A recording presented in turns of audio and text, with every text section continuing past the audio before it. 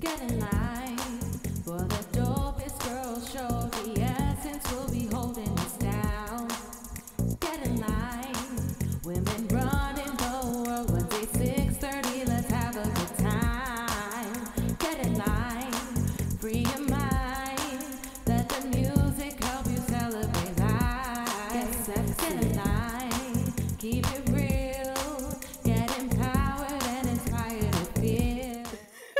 What's up, guys? It's your girl D Essence right here on the D Essence Show. Check us out each and every Wednesday at 9 p.m. Welcome spring. I always say that because spring is like my favorite season of the year. Besides it having me sound like this, all muffled and jumbled and all that. My sickness needs to get in line. But we're here today. Before I start the show and get caught up like I did the last few shows, I just want to give a shout out to Baru. They're a jewelry company, and they make their jewelry 100% by hand, women empowerment by a female, Swarovski crystals and stones, and they blessed me with a few pieces of their jewelry line. So I just wanted to give them a little shout out because they blessed me. I want to start today's show. Today's show is going to be fun. I actually had to sit down with this guest about 1.5 years on Nightline, and I've had a few dope shows. I have a lot of dope shows. But I could say this one was like number 1 or 2, I would say, of the dopeness. I mean, freestyle off the dome. I had 2 other people in the room that kind of all collaborated with him. And it was just like, it was just great. I threw out words and he just made a masterpiece of it. He's a lyricist. He's from the Bronx. He is the late son, well, the late Big Pun son. I think a lot of people feel that he's underrated. He's magnificent at what he does. He's powerful. He's very smart and spiritual. And we're gonna have a lot to talk about in this next segment. I want to introduce the amazing, the dopest lyricist in the Bronx, Mr. Chris Rivers. Oh my God, I'm so touched. Oh wow, thank you. I didn't give you all of that. Yeah, I was like, oh my God, I am I allowed love to it. cry on camera? That was beautiful. That was You beautiful. can. Yeah, I won't. I I'm mean, over it now. that's the whole When it goal. was happening, it was rough. Welcome back to a new home, obviously. Oh yeah, no, it's beautiful. I love what you do with the place. Thank you. Yeah. We've been talking a lot behind the scenes, and we practically had a whole Interview already. Yeah. We're trying to replicate what happened. right. So that's what we're gonna do. But you were with me at Nightline for like a 1.5 years ago, and it was a lot of fun. It was righteous. It was an intimate setting. It was a 1-to-1. You shared a lot. You was very transparent. That's all I be. And I've been watching you throughout a few years already. And I noticed that this year you were, well, the past year you kind of laid low.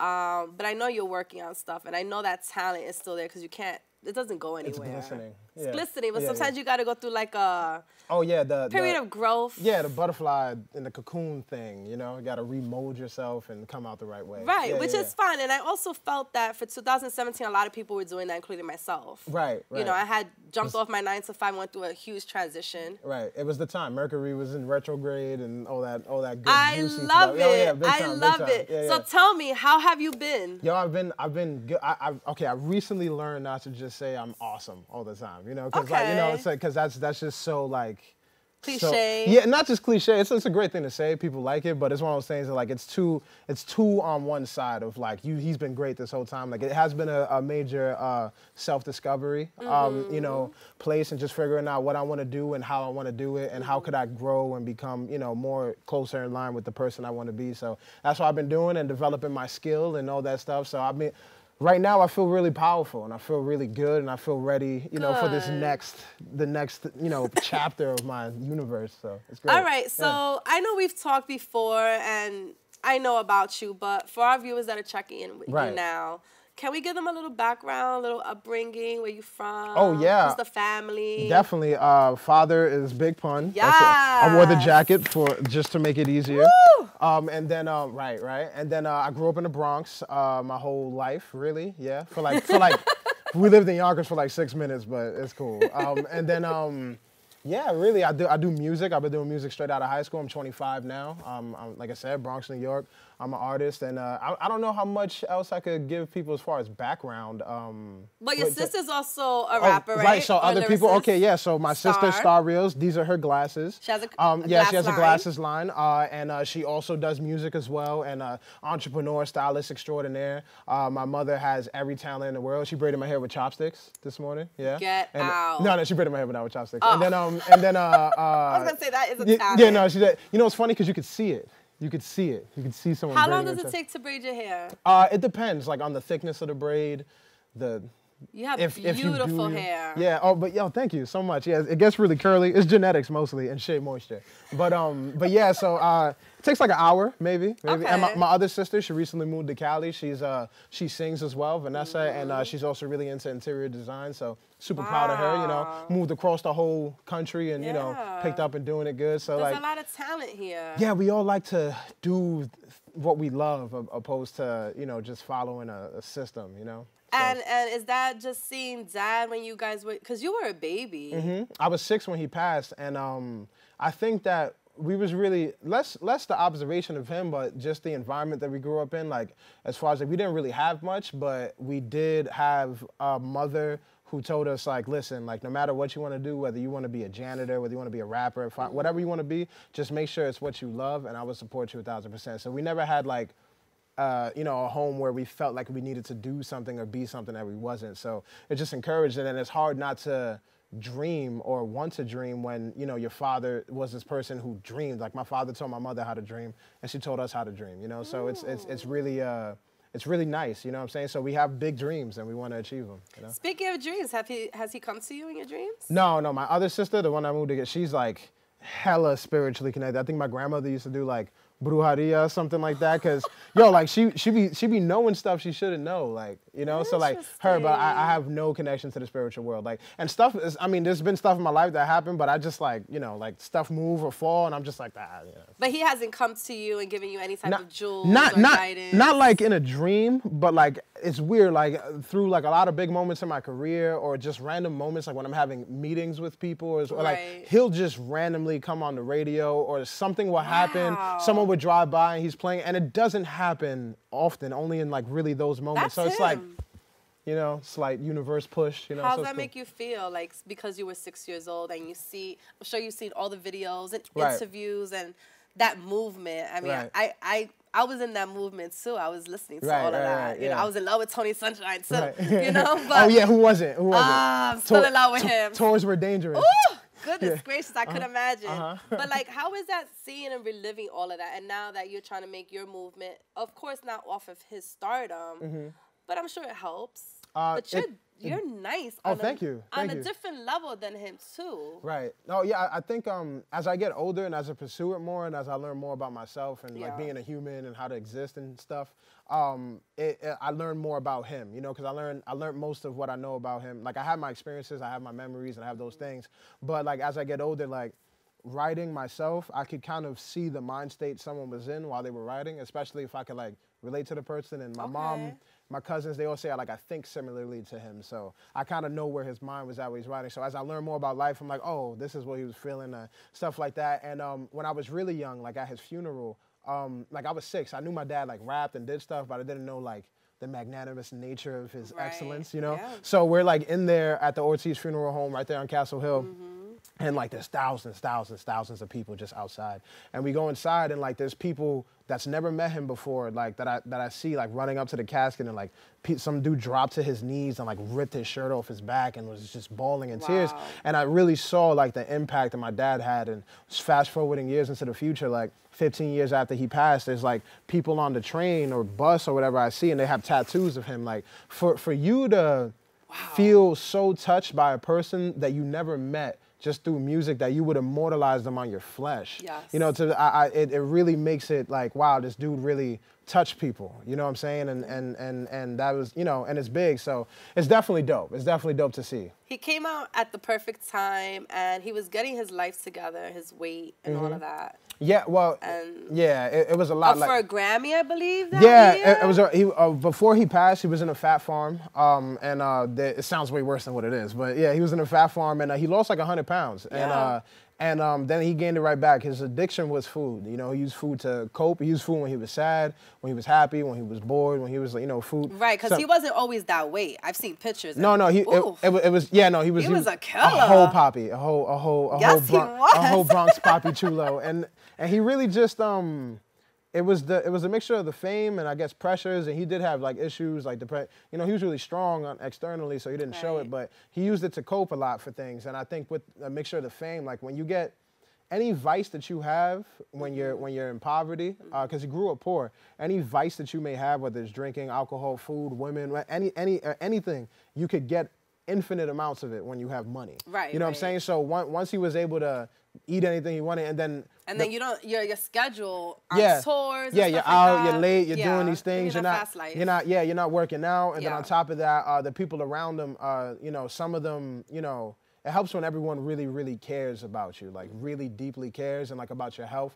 But, you know, while he was in the fat form, like people were still sneaking him cheeseburgers and stuff like that. So it's like, you know, it's counterproductive. And I would say he really only had 2 years that he was in. A lot of people don't realize that. But he was only really out prominently for 2 years. And he did everything. Like he became what he became, this big legend. A short time. He only has 2 studio albums. The second one he didn't even fully finish because of weight issues. So he really had like 1.5 studio albums. And the third album, Endangered Species, is just like a compilation. But so he was only here for 2 years, you know, and he did all that and became, you know, so great. So, you know, great job, you know, but he gained a lot of weight. He died close to 800 pounds. Yeah. Wow. Seriously. Yeah. How was how do you, I don't know, like bury someone? Like We cremated him. Okay. Yeah, we remember it, but his ashes are like heavy as hell. Like, yeah, like so it's like, yo, that's real. Like, sometimes I'm like, is this the urn that's this? But it like, and it's not even all his ashes, but like if I gotta introduce his ashes to someone, like I'm like, yo, meet my dad. Like, yeah, but it's for real, yeah. I'm sorry that I asked that question. I was just interested, like, Don't worry you about know. it, yeah. Okay, so so where does that leave your family now? Are you guys good? I mean, good good is so esoteric, and you know what I'm saying? Like, it's like we're alive, and we're fine, and we're getting better. I think right after he passed, you gotta understand, like, he was the provider, but in addition to that, like, he didn't allow my mother to get any education and to get any job. Like, she was just like to take care of him. So he didn't let her watch educational television, didn't let her get a job, didn't let her go to school, didn't let her do any of those things. And so, and he also didn't let her like raise us really. Like, you know, we were like, you know, it was his domain. So he wanted to be in control of basically everything. Absolute control. So in that sense, you gotta understand when he dies, and then there's this woman in her early 20s that's left with 3 kids that she wasn't allowed to raise, and then on top of that with no knowledge of how to either make money, handle money, how to get to school. So you got to basically start from square one at this point. And then, whether, you know, a bunch of stuff with his dealings and whatever the hell's going on over there. But we didn't get a lot of money from, you know, all the money that we were supposed to get from his things. And we just ended up being either homeless for a while or house hopping around and figuring it out. You know, a lot of people, this is a misconception that people think we grew up rich. Even while I was in school, there was like, I used to read, like, when I first started rapping, like World Star comments of people telling me about myself, like, no, you was in school with a Mercedes. And I was just like, bro, like, really? You know, I was like, I couldn't afford Mercedes key change, like, you know, so like it was, it's interesting, you know, but we grew up in poverty, and we learned. I'm grateful for it. You know what I'm saying? Like, I think it's empowering. I think if you want to be, it's very humbling. Yeah, it's humbling. I think being entitled is one of the worst things you could be. I think there's a healthy balance. You could be a little bit more arrogant when you've earned it and, like, you know yourself. But at the end, if you're not willing to earn things and you think if you're supposed to be given, then I think that holds you back. So everything I've ever gotten, I earned, and I'm grateful for that. You know what I'm saying? Because if you're gonna try to touch the people, you should be from the people. And definitely. Our people are usually poor. Did he leave anything behind as in music? What do you mean? Like a lot of music? Were there a lot of music that you found that he never got to release? Oh, no. Almost everything that he's done, like, with the exception of maybe 1 or 2 verses or versions of verses that maybe there's original sessions out there for somewhere, but that's a common question I get, and for the most part, like, if not all of it, then most of all of it is out. Yeah, that's you know so what I'm saying? Cool. Because it's been 20 years, so they milked that cow. Oh my goodness. Dry. Yeah. 20 years. Yeah, 20 years in February. Yeah. Unbelievable. I still like kind of remember that day. Right, yeah. No, I remember the whole day. I remember the entire day. And it's he's still like on everybody's top 5. Yeah, it's hard not to put him there. If you know about hip hop Yeah. and you know what I'm saying, and if you know what it is, he doesn't get a lot of I guess industry support. Like the radio doesn't play him as much as like the other deceased greats like Biggie, Pac, and stuff like that. Like as much attention there. But when you when in conversations, he's in there. You know what I'm saying? So it's fire. And he wasn't just because he's lyrically at the top of the echelon, but he was also able to make music, like real groundbreaking records, still not a player. Like those, you know what I'm saying? So he was able to do all the things and at a high level. So, you know, you gotta appreciate it. He kind of merged. Yeah, He kind of brought in like. He's like, what you want to do? You want to wild out? You want to dance? Yeah, I got all that. that's exactly exactly. what I mean. He meant it. Yeah. That's definitely. so cool. All right, so this is kind of like a serious point, but that means that there was a lot of issues with mental health, I assume. Okay. How do you have any advice on that? Because I know that's like a huge thing in our community that now we're like speaking out about. Big time. Lately, I've been watching some of your videos and you bring that up and how sometimes it's just good to lay low and get in your mind and think about growing and all of that. Is there anything you want to share? Any experiences? Definitely. I think like myself, I've becoming way more aware of myself. I think self-awareness is big, and I had a situation where I was forced to really, not forced, but like the universe all kind of orchestrated the components in my life to make it so that I was alone and really in a position where I had to finally think about myself. Like, it's rare. It took me 24 years to sit down and try to get to know myself. You know what I'm saying? And, so long. and you know, yeah, you know what I'm saying? Like, I'm 25 now, but like, it was for the first time. And I think self-awareness is big. Like, I realized a lot of things about me. A lot of people move on autopilot, and we don't understand that most of our actions on a day, whether it's repetitive or different, it's predetermined by your subconscious mind, and your subconscious mind is conditioned through your actions and whether things that happen in your childhood or your lifestyle, whatever it is, and you're conditioned to operate in a certain way. We're like machines in that sense, and you have to deprogram yourself at a certain point, because 9 times out of 10 we grow up in toxic environments and we become toxic towards ourselves. Right. And it starts with how you talk to yourself. And you know, I have a lot of confidence issues when I'm 25, and it's about things that happened to me when I was 3. And dating back, you know what I'm saying, and realizing those things and trying to really fully understand it. And so it's important for you to understand yourself, but don't get so caught up in that, because I get caught up in the thoughts and the existential experience of it. So then I get so caught up on, now my whole life became about improving myself, except for accepting yourself. And I think that's a big part of it. You have to learn how to love yourself, like, and not in the sense of only love yourself when you're perfect, but you gotta love yourself all the time, like through unconditional love, because you're the only person that's gonna be in your life the entire time. You know what I'm saying? And a lot of people have their worst relationships with themselves, you know? So it's like, you gotta learn how to love yourself, you gotta learn how to accept yourself, and you gotta learn how to, I would say, be present. You know what I'm saying? Like, be present, because most of what you want is right here. You know what I'm saying? And when you're not focused on that, you're missing out on all the signs and the key things. Like, when you become ready to realize something, you realize it. You know what I'm saying? Or if we had a conversation, like, you ever had a conversation where it's like, oh, I never really seen this, and once it's mentioned to you, now you see it everywhere. You know what I'm saying? Like, so true. Do you think it just appeared? No. Like, no, it's always been there. It's just like, now you're ready to notice it. And that's the thing. It's like, everything we want and everything we need is constantly available to us. And it's just a willingness to understand what you do want and a willingness to go after it, that it starts to expose itself to you, because you're looking for it on a subconscious mind. So I think people just got, get to know yourself, love yourself, don't be too hard on yourself, and be brave. Don't, let your actions be dictated by your hopes and not your fears. And I think that you won't be viciously depressed every day, at least, I love that you come to the realization, because I felt like there was a moment that I felt that you were gonna like give up this whole Chris River thing. Oh, even now, like, I'm still figuring it out, like. And this is probably a later question, but it's like ties in with this one. But like, I worked on and finished my newest project. It's coming out. It comes out in August. It's called G2, and I'll show you the cover off screen. Yeah, right. So and it's called G2. It comes out in August, and it's a very I had to figure out how to do this in a way that made me happy. Like I was really miserable a lot of the time doing music. Like I've been doing music out of high school. It's been about 6 years. Right. And I realized I don't enjoy it, and a lot of it brings me stress or misery or a lot of things. And I'm just like, wow, like for the past 6 years, I've been determining my worth and viciously chasing this thing that only has brought me, or 9 times out of 10 has brought me misery. And I'm just like, all right, what, like, is it the thing that's bringing me misery, or is it how I'm doing it and how I'm thinking about it? So I had to identify that. So this project was me, because I feel like I never really made music consistently that resonated with who I am. Like I listen to my old music and I cringe, you know what I'm saying? Yeah, big time, because it's just so out of, I feel like I was trying to live up to either other people's expectations or fit into certain environments. Or it's a lot of pressure. You know what I'm saying? Yeah, like pressure, and then, you know, and I really want to be perfect, but I want to please everybody. But I'm never focused on pleasing myself. So 6 years into my career, I finally decided to like, yo, let me make music that I like.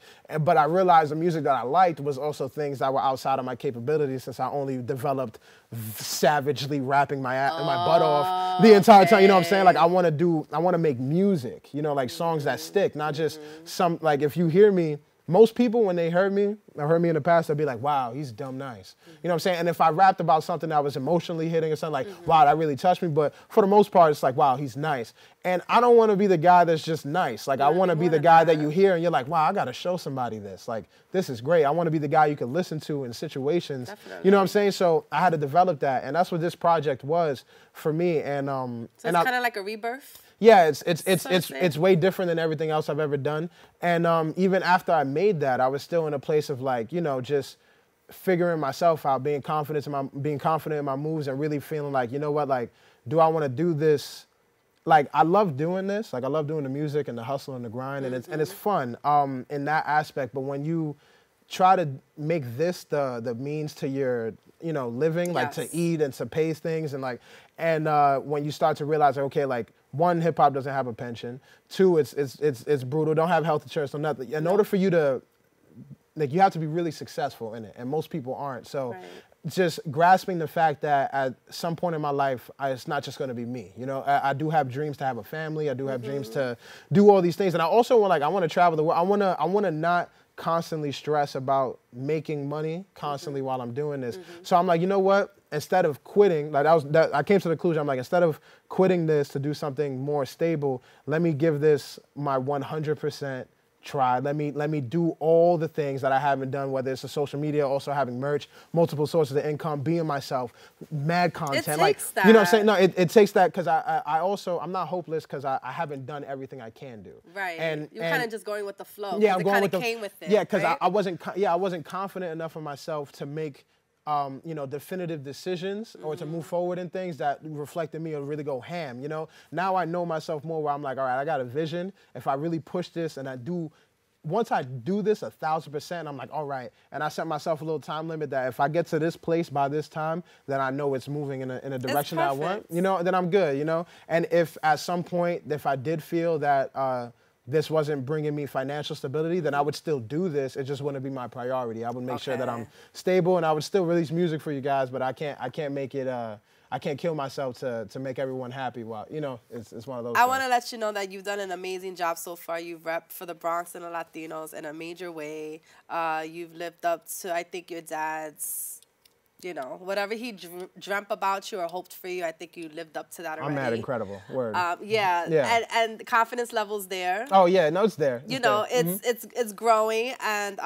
like I say, skies are limitless. Yes. You know, and like I said, you're still young. Yeah. And there's so much time to become a writer or producer. Yeah, you know. I want to do. That's what I want to do. So many things. Yeah, and you can do it all. Yeah, I will, and that's why I can't. I'm like, I got this. Like, and that's what it is. It's just fundamentally what happened is I stopped believing in myself. Yeah. And I think that's critical, and I think that's what happens with a lot of people, and even on a fundamental level with little things. And I think people find it really hard to believe in themselves. And I think if you just have that faith, then you can really do anything. And that's why I'm like, you know what, Chris, just have faith in yourself. Everyone thinks you're awesome. You should too. Yeah, we have a special lady too who thinks you're awesome. The last time we spoke, you know, we were kind of like, Yeah, no, yeah. I was on a single life, but yeah, I'm in a relationship, Nice. and it's wild. I love it.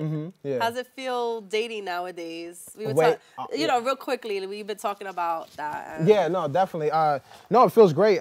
This is the first healthy relationship I've ever been in, and it's great because I could identify what that means. You know what I'm saying? So it's really awesome. I think most people get into relationships because they're lonely or because they, you know, want. And I think if that's the case, you should take some time to get to know yourself and what you want. What and people are scared of, right? Yeah. You know what I'm saying? Yeah, that thing. So Yeah. like, and you know, I got to a place where I was truly ready for one. I wasn't lonely. I was happy with myself and by myself and all those things. And it was like, all right, like I want this and see it, and so does she. And it's been like, it's honestly ridiculous. Like sometimes I don't want to talk about it too much because other people get tight because their relationships don't rock as much. No, we still do it, but we're like, babe, I think we need to tone it down in public. You know? Yeah, I agree with that. Yeah, and I wish you guys the best of luck because it's hard nowadays. Luck is for the unprepared, and we're prepared. So We're that's good. blessings. Yeah. Wish us blessings. I got All you. right, we only got like 2 more minutes. Oh my God, I talked talked so much. I'm so sorry. I feel like you didn't talk enough. There's so much more I want to know.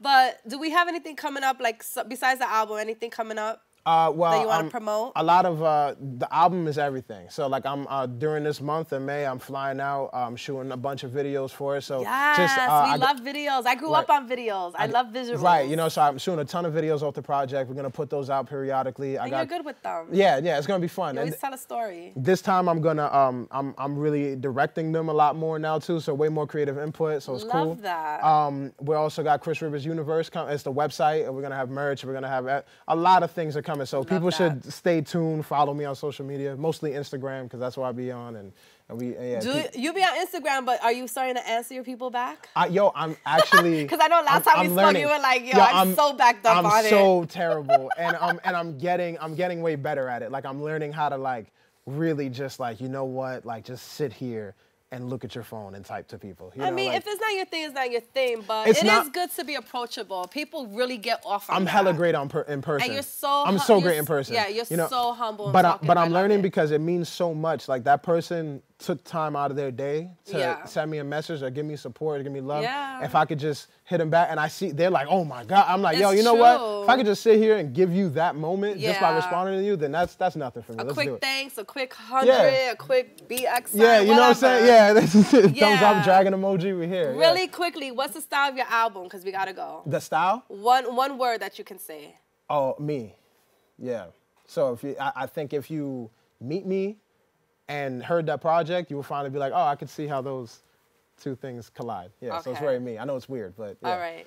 I love that you came here. I love it too. I have to have you come back. Yes. Speak about things that are not about you. Just have fun with it. Oh, yeah, I would love it. I wish you the very best. We have to stay in touch. Yes, please. Chris Rivers, right here on the D-Essence Show. Please support the movement. Late son of Big Pun. Let's keep the spirit alive. Because great music, great hip-hop, it needs to come back. I want to talk to you about hustle, but we didn't get to that. But I'm sure you're very positive on that. Oh, yeah, we all about the hustle. And I want you to do maybe like a 30-second takeout. Oh, yeah. Your freestyle, go ahead. Oh, yeah. Just put the D-Essence GetInLine and you in it, and we go to a break. We'll be right back at the D-Essence Show. Oh, okay, give me words. The D-Essence Show, GetInLine. D-Essence, okay, Bronx Net too. You whatever. Like, yeah, BX, Latinos. Yeah, right, interview on the Bronx Net. We out here, you know that the Bronx next and I'm the best. I'm yelling you're out of my Bronx neck, that's pause. But you know, we got D-Essence and you know I come through with a sentence like people behind bars, get behind bars, behind stars, cause my elevation's like meditation from Gandhi. Everything I do, you know, you gotta give me more words so I can flow like I'm trying. Yeah, like it's hard. It's good, okay, cool. Thank you. I love you, Chris. Okay, you're the best. Take it easy. Yes, you too. We'll be right back at the D-Essence Show. Check out a video. That he came out, I think, about maybe 2 years ago. It was about... Oh, it's an old video. Let's do it. Yeah, it's about your upbringing. Feel the Crown? Oh, Fear of My Crown. Fear of My Crown, yeah. It's a song about domestic violence and a video about domestic violence, so if you've been through that, you might be touched. We'll be right back. Get in line. Beautiful. Yeah.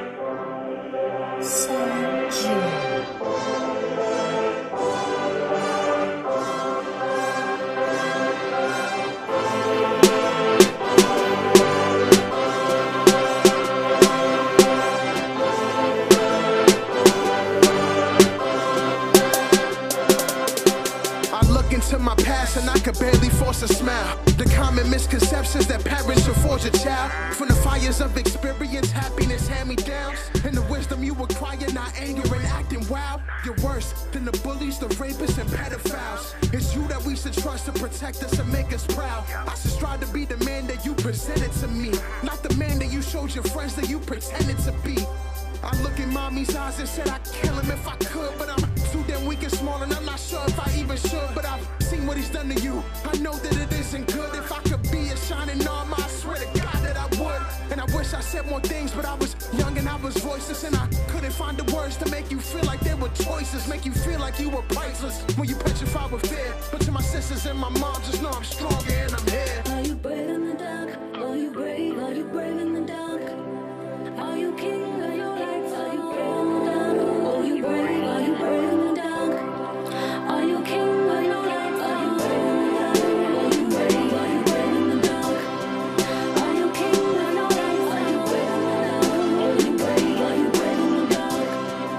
Are you king of your lights? Shout outs to the children who has overcame these challenges. Prayers to the kids who couldn't cope and broke their bandages. All in very young, that this world is filled with savages. Even if you're home, you're never safe, but we can manage this. Shout out to the mothers that tried to hold it steady, had a sprained wrist and black eyes instead would make spaghetti, and told us to look away whenever things were getting scary. But the vision through my spaced out fingerprints would not impair me. Plus I knew that we was next. It's okay, ma, take a rest. You've given blood and flesh, I'll let your king here give the rest. And though I'm heavy with regrets, I know one thing for sure, that your fears that make you fall are even smaller standing tall. So I'm standing with my chin way higher than it should be. And got punched right in that statement, it rattled and shook my teeth. And I swallowed one or two, staggered upon my feet, and then he kicked my legs from under, but still wouldn't face defeat. Are you brave in the dark?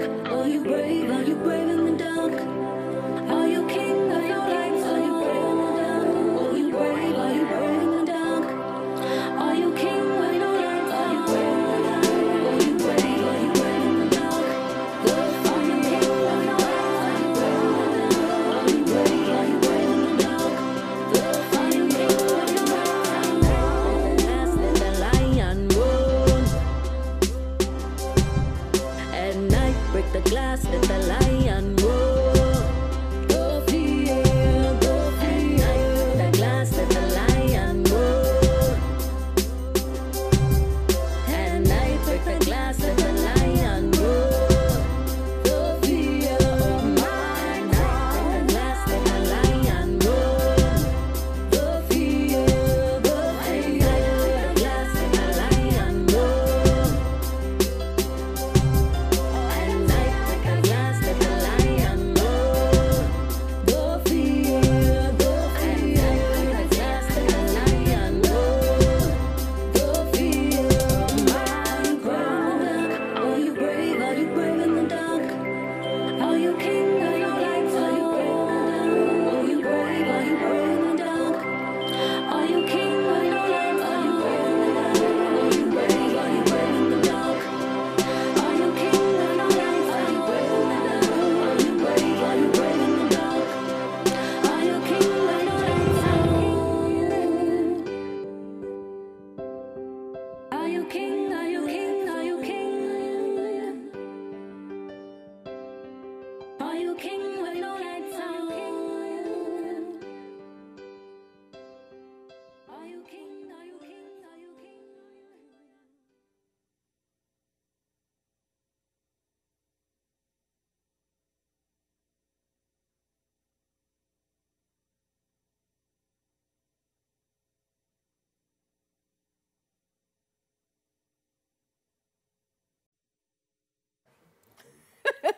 Hey, we're back right here on the D Essence Show. You just saw our last segment with Chris Rivers, the dopest lyricist in the BX. I just need him to be a superstar because he's a superstar already. But you guys, I don't know. This music industry is so hard to get these people recognized. So I had to just bring him on the show and rep for him again. I love him. He's a great talent, a great soul. But I also had to, you know, kind of represent for the Latinos that are dancing out there, because there's a huge movement with dancers, and I've been watching him for some quite time, and we know mutual people, and I figured let's bring him on the show, and it was perfect timing. I want to say that he's a choreographer, which he is. He is a founder of Calle Fuego, which is a dance group, and he's here with his partner, co-founder. I'd like to introduce you guys. First time being here. Mr. Ryan Marrero and Carlos Rios. Thank you. Welcome to the De-Essence Show. Thank you. Thank you for having us. Yes, am I popping cherries? Yeah, something like that. Yeah? Yay!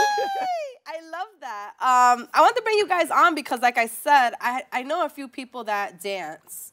First of all, ever since I was a child, I loved to dance. I was always moving around, always wanted to do something when it came to movement. I always loved choreography, but I was always intimidated by the memorization of steps to this day. And that always held me back. I guess we'll talk about a little bit about that later. But I want to bring you on because there was a video that came out this past summer, or it was like the fall, like around September, I believe, right? End of summer. And it was it was a huge deal. Thank you. It was shot very well. It had a lot of the mutual dancers in the video. It was with a dope song, Janet Jackson and Daddy Yankee. And I recognized you, and then I saw a couple of other videos and said, oh, he has something here. Thank you. So I want to have you guys come on, and you brought your partner, which is a bonus. Right. So what's going on? What's going on for 2019 so far? So 2019, we're just getting started. Calle Fuego was born last year, and it was basically just me. I just wanted to do the Made for Now challenge with a friend that, hit me up. He had an idea, and then we both started brainstorming. We met up. We started making lists of dancers, different categories, different breakdowns of genres, styles, b-boys, whackers, lockers, salsa dancers, and then it ties into partner work. So one thing led to another, and then we did the video. The video went viral, which I did not expect. 6 minutes. Yeah, it was definitely a production. So 36 dancers. It was just overwhelming. Really? It's hard to get a lot of people to come together in general, just rehearsals, schedules. Everybody has a busy life. It's New York City. People are doing different things. But to see everybody come together just for a purpose and a collective, it was basically trying to be the bridge between the hip-hop community and the salsa community because everything's so segregated nowadays. Yeah, it is. So it was like, just trying to use my training too. I started as a hip-hop dancer in Miami. And growing up with like the fraternities and like the like the all black colleges and stuff like that, all of that. Crazy, yeah. And then moving I'm a to New sucker York. for dancers, especially male dancers. I'm just like, oh, okay. Yeah, and then we went from there. I moved to New York, started training professionally in hip hop, and then I was in a dance hall company for 2 years, and then that's when I met him and Decor, and we started doing salsa and Latin fusion together, and then we just became brothers ever since. And he's been my right-hand side, Wow. the whole So where are you both from originally? I was born in the Bronx. Likewise, born and raised. And you are alumni, right? Yes, from From college. Lehman? Yes, yeah. Yep. How's it feel to be back in your little old stomping ground? As we walked right through that main entrance, I'm just like, bro, I feel stressed. I feel like anxiety right now. I'm just like, Really? yeah. Your college experience was stressful? It was more because of the life I was trying to live. I was trying to be that dancer and get that education in. So it wasn't that it was hard, it was more tedious and became just overwhelming. And I'm just tired. Because you had a passion and didn't really want to do school no more, right? Yeah, it was just like, just get that, to get security going for my mom and sister and all that stuff. Of course. But at the same time, it's like my head was always somewhere else. What major did you do? I did therapeutic recreation. What? Therapeutic recreation. Oh, okay. So now we're doing therapy through dancing. Yes, ma'am. It's still the same thing. Yep. Interesting. And yourself? Well, I went to culinary school, so yeah. It was You cook too? Yep. And I bartend, so it was a complete. I'll give you a whole production. I'll give you a whole Are we married? Nah, not yet. Not yet. Working on that. So talk to me. How's the dancing experience been for you? Like, how did the whole journey begin? From Florida, but like. It was, I would say through classes and training, networking. Networking has a lot to do in New York City. Yeah. It's all about who you know. And how well you know them. Correct. I've Yeah. been How signed. you treat them. Yeah. Yeah. I'm in the hip hop scene, so I'm a hip hop dancer, let's say, before anything. Now it's like the whole fusion of the dance becoming something. But I've been signed to MSA, McDonald Selznick Associates, which is my agency. Okay. It's my 3rd year being signed, but it was an Nice. eye-opener for me because that's something I wanted my whole life. Coming from Orlando, like I wanted to be a signed dancer. I wanted to go to the auditions. You can't get these auditions without the agency. So finally getting the agency and then realizing all the pros and cons with having an agent, which is sometimes you may not be the look, You may not be the right skin color. Your hair is too short. My The God, it's like weight, acting. body tape. Yeah, it goes right into Yeah. that. And a lot of people casting. don't realize that, you know? Typecasting. I would always call him like, I'm at a casting right now because they want me to ride a bike. He's like, what? I'm like, yes, I have to ride a bicycle. Why? Because I don't know, people don't think this. When you watch TV, you don't realize that those actors in those commercials, those are actors. They had to audition for that role. Definitely. Right. Sit on the toilet and use Charmin. And just, Yeah, they had for to literally, sure. they're like, and you walk into these auditions and they're like, so, for example, they're like, this is the roll of toilet paper. Let me see how you pull it. You're like, what? Wow. Now if he pulled it too fast, you can go, thank you for your time. Good time. They're like, what? We'll call Like, you. Crazy. yeah, Like, so. these are pictures like white. Interesting. I have been in like fitness stuff too. I did a soul cycling thing not too long ago. Okay. And it was interesting. I never did soul cycling in my life. I'd taken one class. So I walk into the audition. There's 7 people there, and there's one bike. They give you these shoes that are specifically for like the bike. So you have to like lock them in. So they're like, have you ever done this before? I was like, nope, not gonna lie. I've never done this. I'm not even gonna look stupid on camera. So then I hop on the bike, and she's like trying to lock my foot in, and it's like, so I look stupid already in front of like 7 people, and I'm sitting there, I'm like, oh gosh. Okay, so you're just at home, look at the screen, and go. Okay, start pedaling. And they're all staring at you. Give me resistance. Yeah, let me see your resistance. I'm like, Really? okay, thank you so much. But before other people went before me, I heard music playing, like, yeah, that's it, slow down. So it's interesting to go through that process where it's like, I didn't get no music play for me, you know, and I'm like, yeah, that's so intimidating. it though. is, but you gotta have tough skin for this industry. Yeah, Especially when, like, somebody like me who's not a professional salsa dancer, but I want to incorporate the salsa style within the hip hop community. It's love like, it. well, he's not a salsero, or, you know, and it's funny because the hip hop community looks at us as salsa dancers, and then the salsa community looks at us as hip hop dancers. Oh Lord, so where's the balance? It's How a balance and a weird struggle, and we always talk about that. And that was actually the idea that kind of hooked me to him. Because we were just talking. I always experienced that. Like, I would be in a routine. Oh, I said, that's a Latin kid. Get him. And I was like, I dance hip hop too. You know what I mean? So then now it's almost like a gift and a curse because we end up in these showcases, right? And when it's predominantly hip hop, right? When we do this little Latin style Little of shimmy. it, everybody goes off on it, right? Everybody's open about it. But then it's like, damn, is it open because it's refreshing and different from what everybody else is doing? Or are we really doing something? You know what I mean? And that's why I felt like linked me to him. I didn't want to be just like the little gimmick crew that could do a little salsa, or in this crew they can do something a little different. Yeah. He meshed it, and it was good work, quality work. So that's the brand, meshing hip hop and salsa together. Being that bridge. All styles. It could be. He wants to do dancehall. Yeah, I he do wants to dancehall too. So, and I trained in dancehall for 2.5 years. I know a lot of artists now that are traveling with Major Lazer, and they're signed to. They have contracts with Red Bull, and so I've been here in New York about 8 years now, and I did a lot of networking. So I'm really proud to be like with Calle Fuego right now and Network just is huge. doing everything. Yeah, definitely. So I know that there was a bit of an injury. Yes. That kind of took you down for a little bit. I sure did. Yeah, I was on.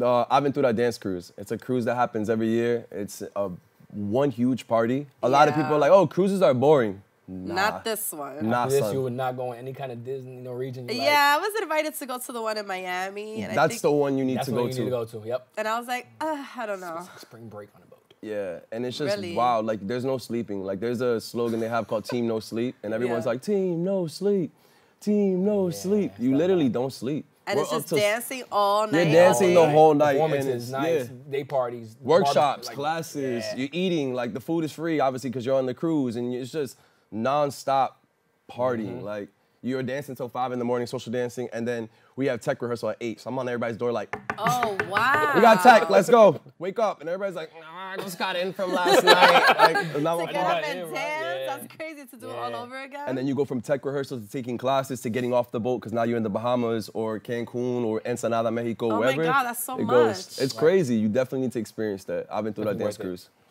I need to Definitely worth go. the experience. And you said behind the scenes that you danced for Lisa at one point? Yes, back in the day. All the Latino Bronx, especially Bronx Latino, everybody I know from the Bronx is Latino. Everybody dance for a freestyle artist. And that's a joke that we always have. We always say, Is that the beginning of the career? It's kind of like the beginning of the career, and it's like you build, because it was the beginning, you always go back. So no matter how big you get, oh, you still doing that? Yeah, because you know what? They showed me love from the beginning. Yeah. So Lisa, it was networking. I kind of met her choreographer. on a gig. We kind of matched. It was more like a body casting kind of thing. And then from there, went over choreo. It worked. I met Lisa. She's very family oriented, and she's amazing. She likes tight knit things, and yeah. you know what I mean. So it's contagious. Very, very much. So so if you get that vibe, she always wants to travel with that vibe, and roll with that vibe. So it was definitely a great experience. One of the best touring experiences of my life. Really? Yeah. She does a lot of touring even now. Even now, it's still like arenas. I'm not talking about little clubs. I'm talking about arenas like. Yeah, like, I've noticed that. Yeah. I'm like, goodness, we can't even get her in the States. Yeah. I can't even get her for an interview. I know her personally, and it's like very hard for her to even She still sounds great. Busy. Yeah, she actually like sings out her song now. Yep. It's crazy. Right. So what happened with the injury? All right, so we were on the cruise, and I was having a good time with my boy Blocka. He's a dancehall choreographer. And because I train with Blocka, I take him very seriously when it comes to dancehall movement. So I was drinking Hennessy. We were all having a good time. Damn Hennessy. Always Always Hennessy, you know? And he was watching me on the side. And my boy started doing the bogle. So, you see, everybody's seen this move. It's when you go lower and lower and lower. So my boy went to the floor. I was like, you're not about to outdance me. So I go back. Oh, and I go back. no. And it was time to come back up. My knee went, poof. Oh, man. I woke up the next morning. Oh, my God. We had a show the next morning. And I was like, I'm fine. I'm good. He's like, bro, your knee. My knee was like, poof, It was just swollen. Like, we had to wrap it up. Everybody was freaking out. And I didn't think it was that bad. So I just, like, limping everywhere in the boat. I was like, drinking more, right? Drinking more. I'm like, I'm a numb it. Forget Of it. I'm course. performing tonight. I put way too much time, rehearsals, money, Of course. traveling, flights, hotels. Don't stop. I'm getting on that stage. And I probably messed it up even more by going on the stage. Of course you did. But all that to say that we closed the event, which was like the biggest position slot that you could have as a performer on the cruise. Nice. The last big night, deal. Yeah, the to last close out. slot, like the confetti goes on you and everything like that. Like it was That's a big exciting. moment. That's what you like kind of wait for. Right. So But then that's what did it to your knee. yeah, I was out for like 4 months. So it was really depressing. It was depressing because Yeah. I'm so used to being active, used to taking class. I bartend, so I'm like limping around. I'm standing the whole time. So like I rested when I could, but I was out. I couldn't take class. I mean, I would get out of bed and my knee was like wobbly. So I had to start going to the gym, doing, like Rehabbing all of weights, that. Yeah. Rehab on my own physical therapy. So it was just a lot. And now I'm back in it, Yeah, recently you just had like a show. Yep, we had a show. Sorry I couldn't make it. It's all I had good. a We have more meeting, coming but up. yeah. June. We got another one in June. Yes, that's my birthday month, so let me know. We do a And- birthday oh. celebration. Oh. Ooh. I love it. Can we talk about some upbringing? How you guys were brought up at home? Yeah. My mom and dad are still together. They've been together. Oh, they mine's too. Yeah, they were Yeah. high school sweethearts, I guess you could say. They've been in the Bronx, Bronx little that. lovebirds. So right now they're in Orlando, Florida. They took Living me the out. life. They took me out of the Bronx, sort of like that. I want to say like junior high. Raised me over there. I did high school over there. That's when I went to Le Cordon Bleu Culinary School.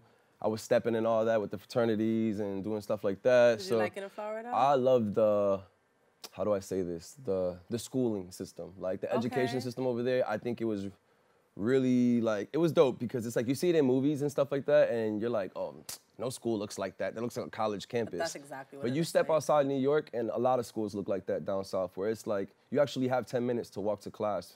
And we had a football arena. We had 2 pools. Like we had 3 gyms. And we actually had like a cheerleading team, a football team. It was like a movie. Yeah. So my mom took me out because she didn't want me to be raised in New York. And then as soon as I graduated, I was like, I'm out. I'm going back to the Bronx. She's like, I did all that for what? But she did it for a good reason because I felt like if I was raised over here, I would have been a whole nother character.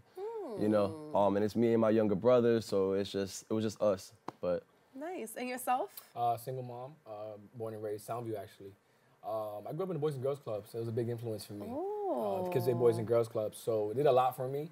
Yeah. And then I kind of did the pay it forward thing, and that's why I kind of got my major here in that. And I went and became a director for Boys and Girls Club.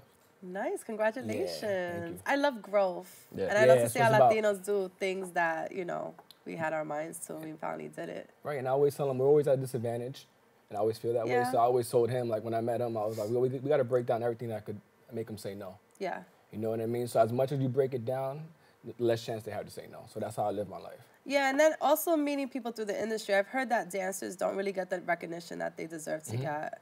yeah. They're always just kind of in the background. Meanwhile, y'all pretty much are the show. The entertainment aspect of it, it's crazy because the rate of pay is disgusting for yeah, dancers. I hear that too. The ratio like, compared to like artists and all like this the and that and bottom, that. right? Yeah, we're the bottom of the Literally. bottom, but you have us in rehearsals, we're sweating, we're on it's day stage. in and day out. The And, most on stage, you know what I mean? Doing a lot. So with the agencies, there's no union with you guys? It depends. They have SAG and stuff like that, but you have to book a gig in order to get that. It's not like you get signed to an agency and you're automatically with union or like you're with SAG after. Oh. So it's a process. And then that's why I felt like for me it was noticing and taking the time to be like, okay, maybe it's time to create my own lane. Because a lot of them were like, well, there's more work out there for you in LA. And I'm like, well, I can't just pick up and go to LA. I don't have thousands of dollars saved. You go to LA, now I need a car. Now I need a job. Now I can't just go out there with a dream and a one-way ticket. I mean, I can. You can, but I did it here already. And it took me Okay. 8 years to build up to where I'm at now. Yeah, I'm yeah. 28, gonna be 29 this year. Yeah. I'm not trying to be 36 finding it in Yeah. LA. And why not? Understood. You know, everybody goes to LA to make it and become something bigger, like Hollywood. When you can do the same thing, it's the same drive, the same passion you can do in New York. If you can do it over there, you can definitely do it here. Yeah. It's just that mentality of being, I'm in LA, it's Hollywood. Yeah. New York is just as popping. Yeah. And I feel like now We're the top 5 with Right. LA and Atlanta and Chi-town. yeah, Chicago, yeah. So I just feel like it's all about your drive too, especially You'll in be New in York. LA, you'll get a gig. And You you'll know, dance out you know what I'm there. saying? It's all about timing. Timing is everything. It is, and So, you're, like you said, you're young. I'm You not still rushing have- it. Yeah, got to build my Nice. name here. Get Calle Fuego popping, Ryan Marrero popping, because you know I am Calle Fuego, but at the same time too, I always tell him this: Calle Fuego is not just me. I have my name on the sweater right there just to show that, you know, like it's a brand. Yeah. But at the same time too, there's so many people involved in Calle Fuego. Like we had a performance recently, and two of our dancers are on a show right now. That's coming out soon. I don't want to, you know, give them up or anything like that, Alright. but they're gonna be on a really big dance show. I'll put it like that. So just to have people like that come together just for a performance, and then after the performance is over, it's like, thank you so much, Ryan. Like I love working with you. I can't wait to Yeah. do it again. Yeah. But that's the sad part. I was telling him like I'm sad because I'm not gonna be able to dance with these dancers again tomorrow, next week. So Right, it's right. hard with scheduling to be consistent with a group like this and the salsa scene. You have performance socials. And that's how you get your name buzzing and popping. But you perform like every other night at a social or salsa event. Yeah, yeah, And it's yeah. kind of hard when you have people that don't have the same scheduling, or you have busy or booked dancers that are, this week they're gonna be in China, they come back, Wednesday they leave again to France, they come back, Friday they go to Italy. Right. And they get paid to like fly out, hotels, teach the class, and it's all about just getting our name up there. Just so people are hitting us up to do the same thing. So basically, that's your goal. Yeah, the goal for me is just to put Calle Fuego on the map and to have it as a brand and just recognize and respect it for what it is. Not just, oh, those are the hip hop kids dancing salsa, or the salsa kids that dance hip hop. Just the understanding of the mesh of the two. And people understanding, a lot of people are like, oh, you a dance team, or what are you trying to do? Because like I said, it started with the video. So a lot of people were confused, like, what is he trying to do? Like a salsa company? Like, or is it a hip hop dance team? And I'm like, right. I just want to work with anybody. More collaboration Yeah. effort. I was you just know gonna what say that's basically collaborating. Collaborating with The best of us. anybody, you Yeah. know. Right now, I have a few projects lined up just to get the name, you know, consistent. It's all about consistency. Of course. But just You're trying speaking my to language. work with the major people right now. Good. Keep Just content. piggybacking what she was saying Yeah. earlier, when the 6-minute video, why it took so long. Because then I also talked to him about it. There is a demand. There's that curiosity. Like, I want to do that. Like those Latinos, I want to do more hip hop. Or Yeah. hip hop, I want to do more Latin. Yeah. And it's like curiosity. And you thinking like people don't, but people maybe they just looking for somebody to send that little branch. Like, yeah.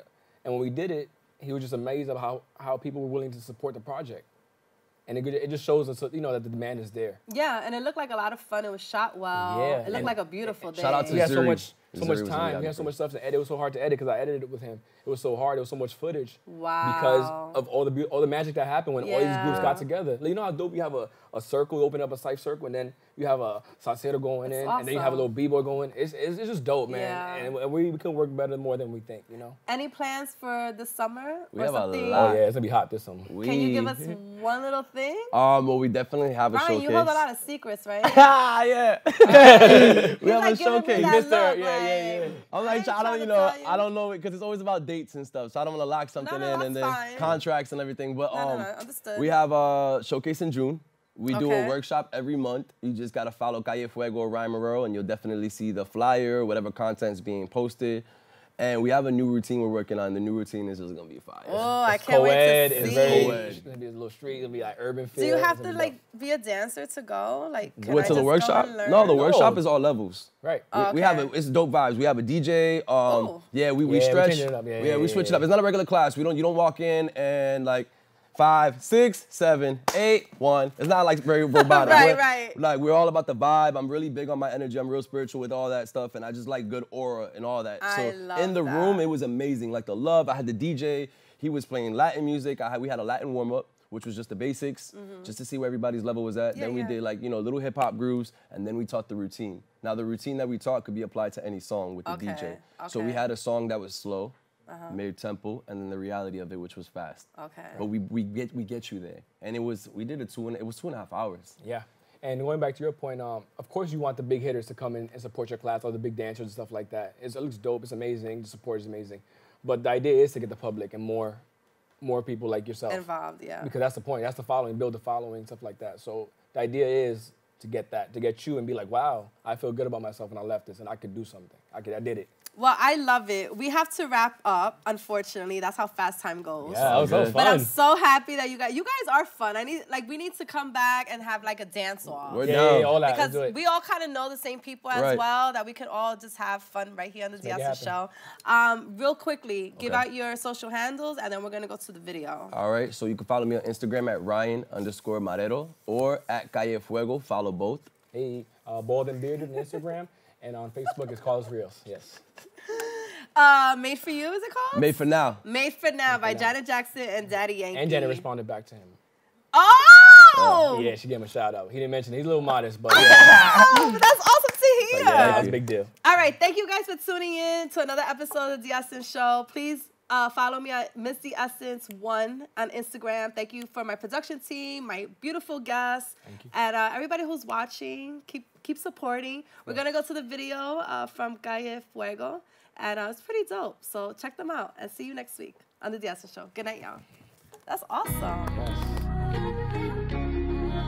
Janet Jackson, iconic. If you live it for the moment.